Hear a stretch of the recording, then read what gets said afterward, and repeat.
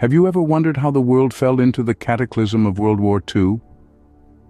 In the wake of the Great War, the Treaty of Versailles sought to ensure peace, but instead sowed seeds of resentment and discontent. Germany, burdened with the blame and heavy reparations, became a breeding ground for extremist ideologies. Here, the totalitarian regime of the National Socialist German Workers' Party, led by Adolf Hitler, emerged. Simultaneously, in Italy, Benito Mussolini's fascist party rose to power, fueled by nationalistic fervor.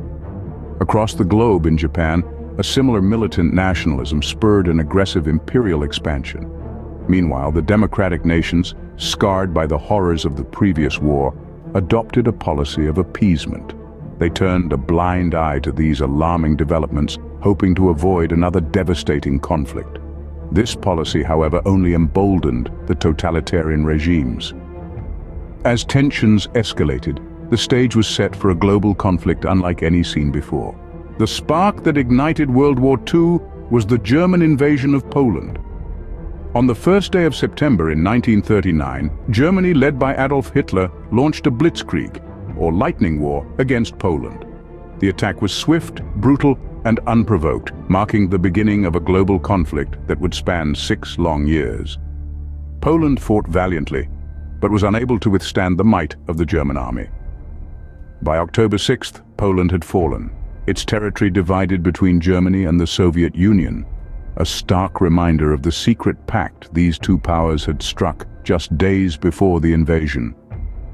The world watched in horror, but it wasn't until Germany's aggression continued unabated, with invasions of Denmark and Norway in April of 1940, that Britain and France declared war.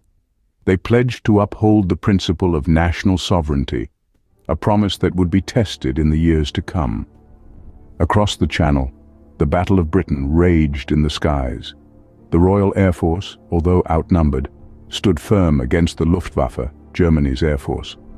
Their resilience in the face of adversity was a beacon of hope in dark times.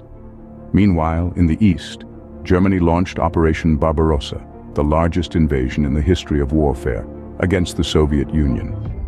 Hitler's ambition knew no bounds, but this decision, many historians argue, was the beginning of the end for the Third Reich. The war, however, was not confined to Europe. On December 7, 1941, Japan launched a surprise attack on Pearl Harbor, dragging the United States into the conflict. The attack was a wake-up call, a stark reminder that the world had become a global battlefield. By the end of 1941, the world was deeply embroiled in a war of unprecedented scale.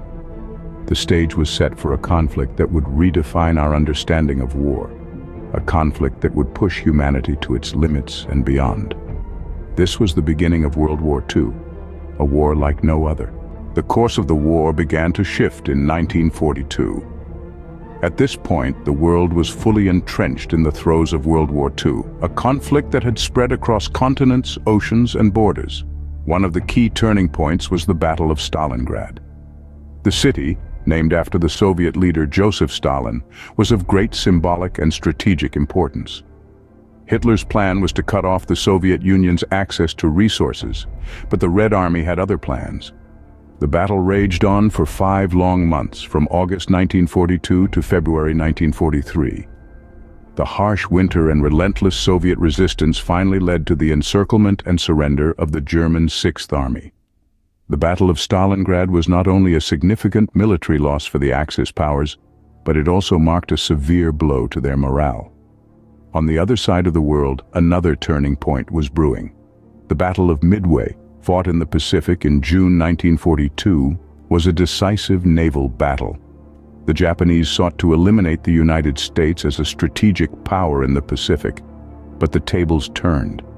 In an incredible display of intelligence and strategy, the United States managed to sink 4 Japanese aircraft carriers, effectively halting the Japanese expansion in the Pacific. Meanwhile, in North Africa, the Allies launched Operation Torch in November 1942. This was the first major offensive by the Allies against the Axis powers. The operation aimed to clear the Axis powers from Africa, improve naval control of the Mediterranean, and prepare for an invasion of southern Europe in 1943. By May 1943, the Allies had successfully pushed the Axis powers out of Africa.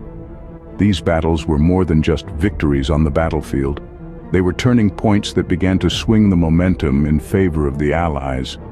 The Axis powers were starting to be pushed back on multiple fronts, their plans thwarted and their forces scattered. With these pivotal victories, the Allies began to turn the tide against the Axis powers. The stage was now set for the next phase of the war. The Allies advanced towards victory. By 1943, the Allies were on the offensive. This marked a significant shift in the tide of World War II. The Axis powers, once seemingly invincible, were now facing a formidable opposition that was growing in strength and resolve. In Europe, the Allies had launched a massive invasion known as D-Day.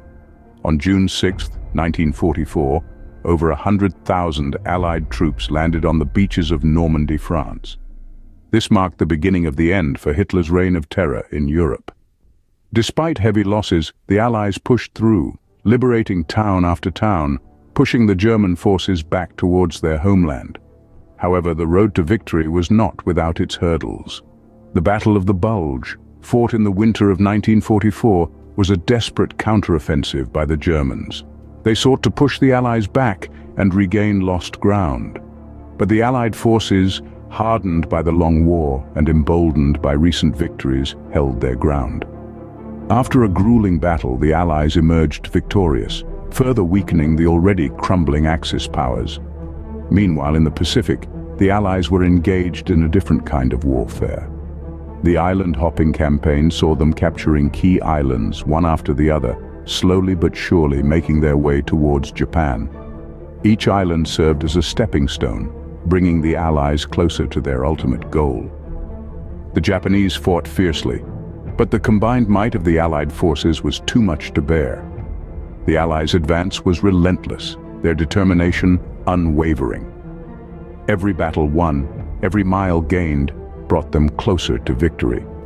The Axis powers, once a fearsome force, were now on the defensive, their ranks thinning, their morale dwindling. As 1944 turned into 1945, the end of the war was in sight. The Allies had the momentum, and they were not about to let it slip away. The final chapters of World War II were about to be written, and they would be penned by the advancing forces of the Allies. In 1945, the world held its breath as the final act of World War II unfolded. The war had reached a fevered pitch, with the fall of Berlin imminent. The Allied forces, a coalition of nations standing against the Axis powers, were closing in. Berlin, the heart of Nazi Germany, was under siege. Eventually, the city fell, marking a significant turning point in the war. Meanwhile, across the globe in the Pacific, a different kind of endgame was taking shape.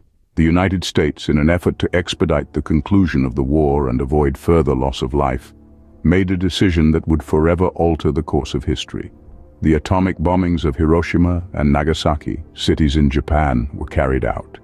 The devastation was unimaginable, and the impact, both immediate and long-term, immense. In the wake of these events, the formal surrenders of Germany and Japan were not far behind. Germany signed their instrument of surrender in May, marking the end of the war in Europe, known as VE Day. Japan followed suit in September, a day now commemorated as VJ Day. World War II had officially come to a close, but the end of the war was not an end to the world's challenges.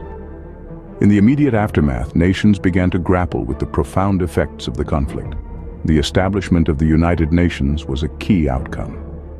Created to foster international cooperation and prevent future conflicts, the UN was a beacon of hope in a war-torn world. Yet even as the world sought peace, new tensions were brewing. The ideological divide between the United States and the Soviet Union began to grow, marking the onset of the Cold War, a war not of battles and bombings, but of ideologies and political chess. Thus ended World War II, a conflict that changed the world forever.